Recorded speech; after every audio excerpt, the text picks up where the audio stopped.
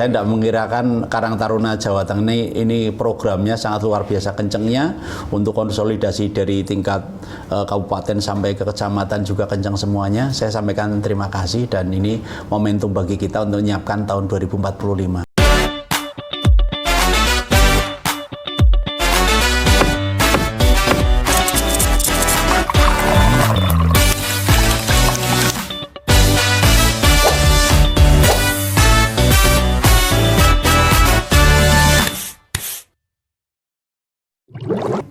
Selamat datang di podcast perdana Karang Taruna Provinsi Jawa Tengah bersama Dinas Sosial Provinsi Jawa Tengah. Yang dimana kali ini narasumber kita adalah dari Pak Kadinsos Provinsi Jawa Tengah. Selamat datang Pak Imam, terima kasih. Waalaikumsalam warahmatullahi wabarakatuh. Terima kasih sudah mau merawuhkan waktunya ke sini dan juga Pak Yuli sebagai Sekjen dari Karang Taruna Provinsi Jawa Tengah sekaligus Dewan Provinsi Jawa Tengah. Terima kasih Pak Yuli sudah mau meluangkan waktunya di sini, dan tema kita perdana ini Pak Imam dan juga Pak Yuli yaitu peran pemerintah dalam mensupport pemuda untuk menyongsong Indonesia Emas 2045. Nah, kalau semisal dari Pak Imam sendiri nih, ketika kita mendengar yang namanya Indonesia Emas 2045, apa yang terbesit dari pikiran Bapak mendengar kata-kata tersebut? Ini yang terbesit dalam benak saya, gimana kita nyiapkan sumber daya manusia yang hari ini notabene-nya untuk tahun 2045 masih sekian puluh tahun lagi kita menghadapi ke sana, atau sekian belas tahun lagi kita menghadapi ke sana. Paling tidak kita harus menyiapkan SDM khususnya dari teman-teman kaum muda yang ada di Jawa Tengah, lebih khusus karena tanggung jawab saya itu ada di Jawa Tengah. Dan yang saya pikirkan ada 8,5 juta yang saat ini umurnya 15 sampai 29 tahun yang ada di Jawa Tengah. Dari 8,5 juta pemuda di Jawa Tengah ini masih ada 3,4 juta pemuda yang kondisinya saat ini ada di dalam keluarga yang desilnya 1 sampai dengan desil 5. Ini yang harus kita pikirkan bersama. Kita harus berikan mereka pemberdayaan paling tidak untuk menyiapkan tahun 2045 gimana caranya biar mereka bisa hidup mandiri, karena masih cukup banyak kalau seandainya kita melihat populasi pemuda di Jawa Tengah dari 8,5 juta itu ada 22,14%. Ini penduduk di Jawa Tengah itu adalah kaum muda, umur 15 sampai 29 tahun. Kita harus betul-betul menyiapkan ke depan ini, kira-kira 5 tahun, 10 tahun ke depan anak-anak ini yang usia itu akan dijadikan apa, paling tidak kita untuk mempersiapkan tahun 2045. Saya kira itu Mas Adit. Oke, siap. Kalau dari Pak Yuli sendiri, Pak Yuli, kira-kira sebagai Bapak Ketua Karang Taruna Kabupaten dan juga sebagai anggota Dewan Provinsi, ketika mendengar dari pemerintah kita menyiapkan untuk Indonesia Emas 2045, apa yang terbesit dari pikiran Bapak? Indonesia Emas itu seperti apa sih? Kan begitu kira-kira. Indonesia Emas itu adalah Indonesia yang maju. Terus kemudian Indonesia yang beridentitas, berkarakter. Dan bahkan lain-lain banyak. Jadi misalnya majunya seperti apa? Oh, ada yang menyampaikan bahwa sudah semua digital. Majunya adalah Indonesia ini lapangan kerjanya sudah penuh dalam artian semua sudah bekerja. Terus kemudian mereka tidak kesusahan untuk bersekolah. Akses sekolah dipermudah. Pendidikan. Tidak ada daerah yang terisolir. Kalau dulu daerah terisolir itu Pak Kadin, daerah terisolir itu adalah daerah yang jangkauan ke kotanya itu susah. Artinya tidak ada akses jalannya, tidak ada akses jembatannya, infrastrukturnya belum disiapkan. Nah, sekarang itu semua sudah nggak ada desa terisolir. Kalau misalnya desa terisolir itu adalah asumsinya seperti itu tadi. Tapi sekarang yang dimasukkan desa terisolir adalah desa yang tidak terjangkau oleh internet. Iya. Oke. Nah, jadi bukan yang tidak ada jalannya, karena semua desa ini Blank spot, sekarang semua desa ini semua sudah teraliri semua, jalannya. terkonek semua. Nah, sudah nggak ada yang dinamakan dengan terisolir itu nggak ada jalan, nggak ada jembatan. Sekarang ada semua. Ya, yang terisolir hari ini adalah yang nggak ada internet. Oke, paham. Nah, maka peran kita termasuk peran Pak Kadin, peran legislatif dan sebagainya itu bagaimana mengupayakan kepada pemerintah daerah itu supaya menyalurkan jaringan-jaringan internet itu ke seluruh pelosok desa. Karena yang dimaksud maju oleh anak muda itu salah satunya adalah digitalisasi. Dari Pak Yuli sendiri, apakah generasi muda sekarang itu kita udah siap untuk menyongsong Indonesia Emas 2045 dari segi kacamata Bapak? Ya, jadi kalau fasilitas yang sekarang, fasilitas sekarang artinya bahwa dari subjektivitas pemudanya siap. Oke. Emang udah benar-benar ready lah ya Pak ya, untuk kita arahkan ke sana. Jadi kalau masalah digitalisasi misalnya, hari ini siapa sih nggak pakai smartphone misalnya? Dunia dalam genggaman sekarang ya Pak ya. Dan itu juga bisa menunjang ya Pak ya, di mana kami ini dari anak-anak muda sekarang kan pasti kan melihat sosial media. Jadi istilahnya apa namanya pergerakan dari pemerintah, informasi-informasi yang mereka terima melalui sosial media itu sendiri. Karena kayak itu kan Pak sekarang itu semua serba digital, semua dalam genggaman sosial media. Jadi dari pihak aparatur pemerintah pun bisa terbantu untuk memberikan informasi terupdate dari pemerintah seperti apa. Jadi untuk menyiapkan itu semua kan paling tidak pemerintah memfasilitasi, menyiapkan pada mereka yang berkaitan dengan kebutuhan pemuda di masa yang akan datang. Makanya tadi sampaikan oleh Pak Yuli kaitan dengan blank spot yang ada di desa-desa harus kita mulai dari sekarang, paling tidak di desa-desa melek digital, ada program-program yang dari pemerintah provinsi maupun kabupaten yang untuk internet gratis di desa-desa sekarang kan sudah mulai banyak. Ya tujuan utamanya itu menyiapkan generasi muda yang akan datang biar melek terhadap digital. Paling tidak menyiapkan, tadi sudah disampaikan oleh Pak Yuli cukup banyak kaitan dengan sekarang jualan apa saja, tidak harus punya toko, punya ruangan sedikit, ngobrol-ngobrol aja bisa jualan melalui media sosial dan sebagainya. Ini sangat-sangat luar biasa dan ini diberikan kesempatan sepenuhnya itu kepada anak-anak muda. Paling tidak ke depan insya Allah mereka sudah bisa mandiri, bisa maju karena sudah disiapkan, paling tidak fasilitasi dari pemerintah sudah ada. Nah ini kami dari eksekutif, Mas Yuli dari legislatif berkolaborasi untuk menyiapkan itu semua, untuk menyiapkan generasi yang akan datang berkaitan dengan Indonesia Emas tahun 2045. Program Jawa Tengah luar biasa. Luar biasa. Pertama, tidak ada lagi daerah yang tidak terjangkau internet. Nah, Pak Gub sudah mencanangkan internetisasi. Ya toh? Betul. Nah, sekarang alhamdulillah ini Karang Taruna sekarang perhatiannya luar biasa. Luar biasa. Tidak provinsi aja loh, kabupaten juga di-support juga. Luar biasa. Betul Pak. Walaupun misalnya Karang Taruna kerjanya apa sih? Nah, kan begitu lah. Kalau mau dijelaskan sekarang ya saya jelaskan, tapi lebih mending episode selanjutnya. Terlalu panjang nih Pak. Terlalu panjang. Iya, karena pemberian edukasi, pemberian literasi kepada kaum muda ini bagian dari tugas dari teman-teman Karang Taruna. Karena Karang Taruna ini boleh dikatakan termasuk garda terdepan untuk menyukseskan Indonesia 2045. Nanti pemuda kayak apa? Mestinya yang hari ini bisa melukis, yang bisa menyiapkan adalah teman-teman Karang Taruna. Karena Karang Taruna kan organisasi yang independen. Kemudian semuanya bisa dirangkul, semuanya bisa masuk, kemudian sampai strukturnya tingkat desa.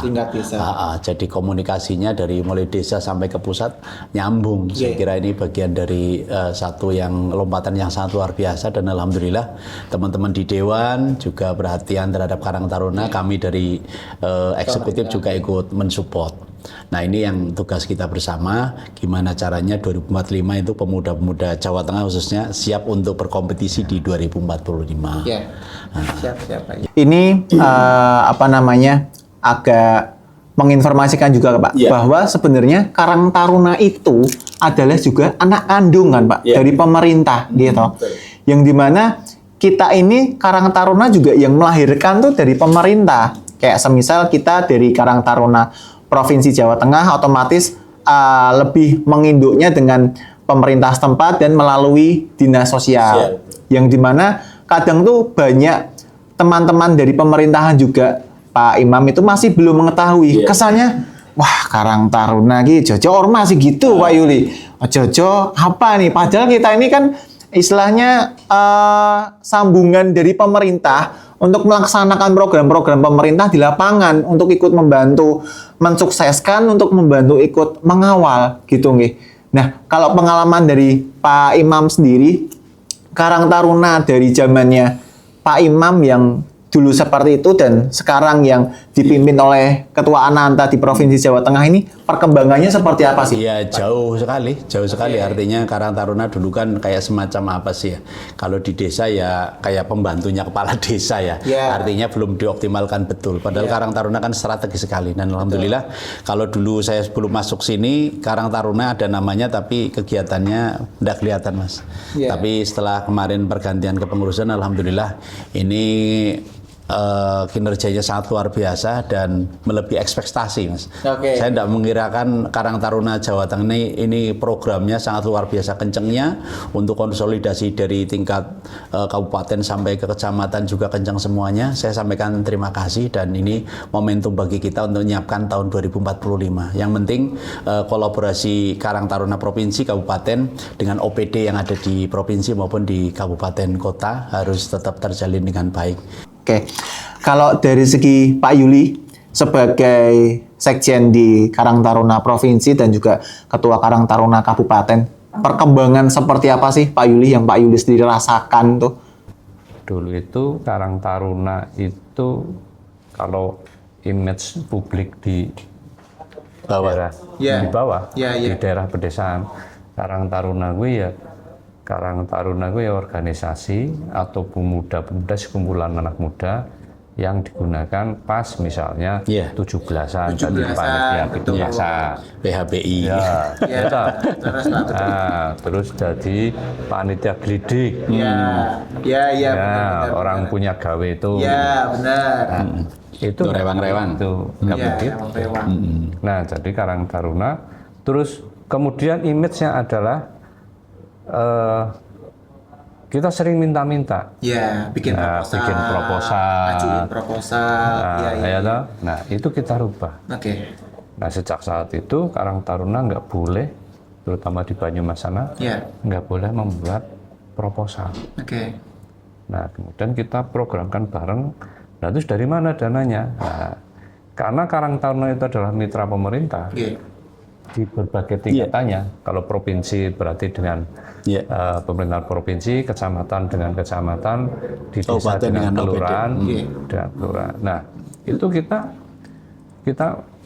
padukan dengan program-program pemerintah setempat sehingga tercover anggarannya.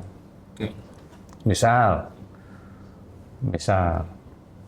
apa sih wujud bantuan kita terhadap pemerintah?